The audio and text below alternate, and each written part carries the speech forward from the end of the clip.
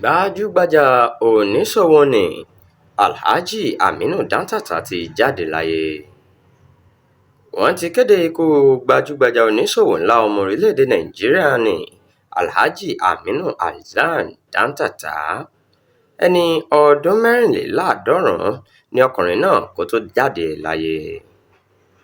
Igbákejì akápò àpapọ̀ fún Nigerian Association of Chambers of Commerce, Industry, Mines and Agriculture, Uba Tanko Mijiyawa ló kéde ìpapòdà bàbá olówó yìí lọ́jọ́ Sátidé.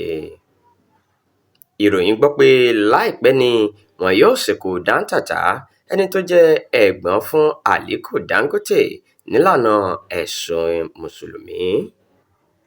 Alhaji Dantata ni olùdásílẹ̀ Express Petroleum and Gas Company Limited, bẹ́ẹ̀ ló tún kó ipa pàtàkì nínú ìdásílẹ̀ báǹkì àkọ́kọ́ tó jẹ́ ti àwọn Mùsùlùmí, ìyẹn Jais Bank.